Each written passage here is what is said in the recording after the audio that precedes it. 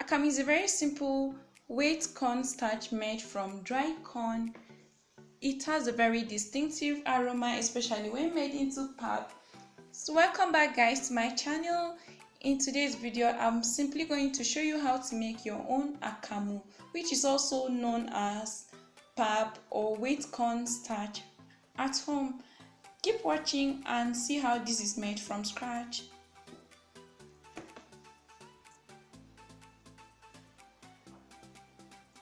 Okay, let's go ahead and start the process.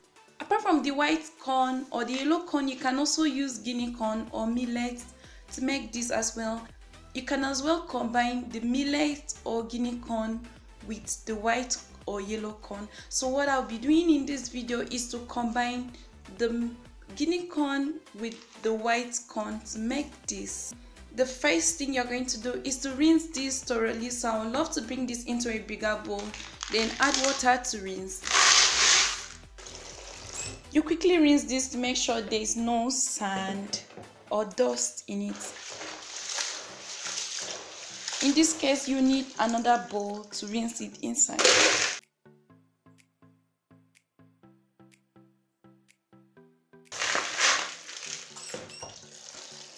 I'll be rinsing this the second time just to make sure there's no dust in here and sand as well. Once you're done rinsing the corn, you bring it into a bigger bowl. Next, you're going to soak this for 2 to 3 days until it's soft enough for your blender to blend this, so you can either add cold water or warm water. So I'm just adding in warm water into this. I'm going to soak this for 2 days until it's a little bit fermented. So just make sure the water covers the corn very well. Then set this aside. Okay, this is the second day, and if you notice, fermentation has taken place and the corn is a little bit soft. First of all, let's quickly rinse this out of this dirty water. Then add clean water to it and rinse. You can just rinse this once or twice depending on how clean it is. Okay, so now the corn is ready for grinding. So the measurement I have here is 6 cups of white corn and 6 cups of sorghum, that's the guinea corn. So because it's quite much, I won't be using my blender for this because it's really going to take a lot of time.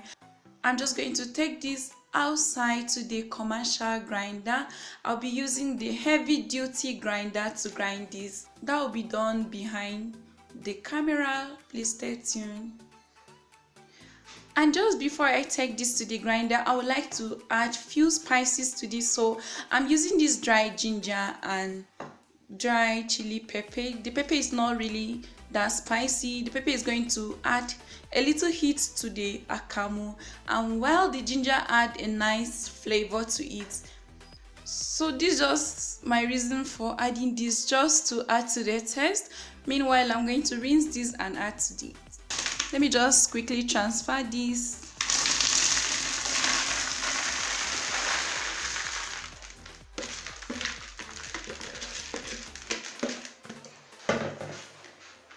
You can see it's really much. Now adding the chili. It's not compulsory you add all this. It's just a personal choice. It's what I want. I'm adding in the ginger as well. Okay guys, so this is what it looks like. Very smooth after using the commercial grinding machine. Just like I said, if you have a very powerful and a strong food processor, you can do this at home. So right away we are going to be washing this, rinsing this to separate the chaff from the real akamu. So wash your akamu. It is advisable to bring it to the floor of your kitchen so you have enough space. So that's what I'll be doing, and you need a very big bowl just like this one. And also you will need a chiffon material to sieve it out, or just a simple cheesecloth will do this. And you will also need lots of water for this. Now to make this easy, I'm going to add water to the akamu which I have blended. Just make sure you add enough water to cover the akamu. I'm just going to dissolve this so it's no longer thick as it was.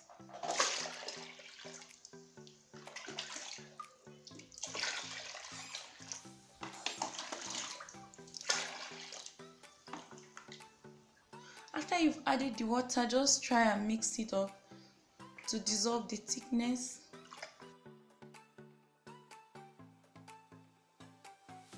For this method, you need an additional hand. So what I'm going to do, I have someone here to help me hold the cheesecloth.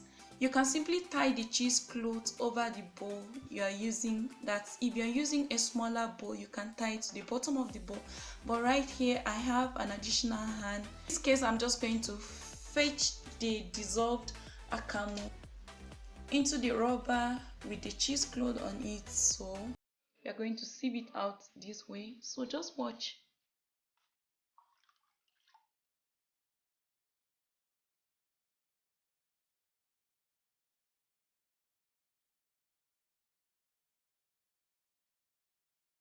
We'll slowly shake the material until the akamu is separated from the chaff. Just watch the way it's done.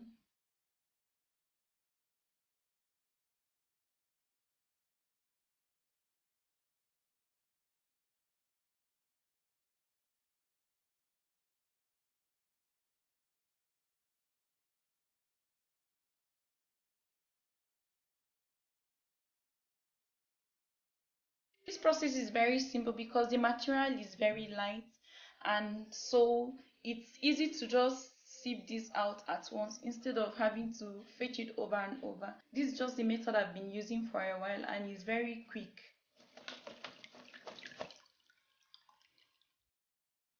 Now the water is completely out, so I want to show you the chaff. It's not yet clean, so we are going to pour it into the rubber, then add water and sieve it out the second time.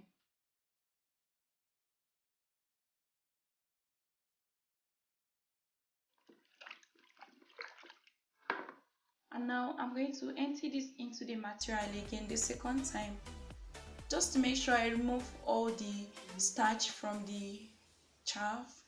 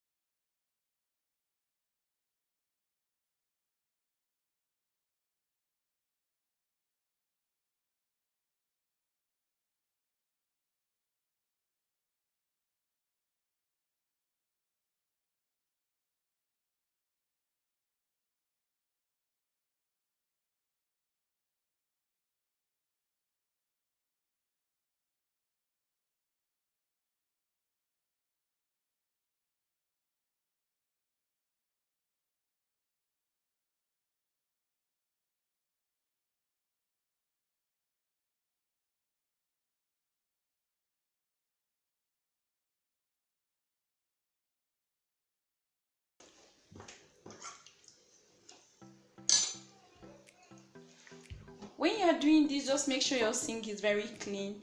Then you can use a stick or just a little weight to support this so that you don't completely cover the whole of the sink. This will allow the water to flow out easily. We'll leave this to rest for a couple of hours, then come back to it. Once you've allowed this to rest for a couple of hours, next I'm going to use a colander to put this, just to drop this inside. You can either leave it inside the sink or keep it on top. Just because I'm going to leave this overnight, I'm going to place it on top of the sink, then put a heavy weight over it. I'm just using a piece of rock to press so it will help drain all the liquid. Also note, you must not necessarily leave this overnight. Once the liquid is completely out, you can remove the weight and empty the akamu into a bowl. So let's leave this to rest overnight. Once you're sure there's no trace of liquid in the akamu, you can lift up the weight. This is it. Just make sure your hands are clean before you touch this. And then I'm going to take this out of the bag.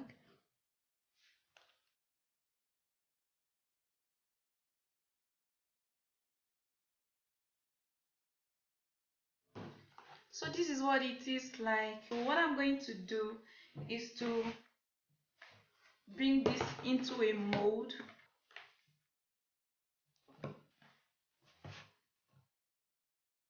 I'm transferring this to this container because I'm going to store this in the fridge and use it little by little as it's needed. From this stage, you can just put it in the fridge to preserve it. Akamu can stay in the fridge or freezer for up to 2 months, depending on how often you use this. So I'm just going to get this frozen.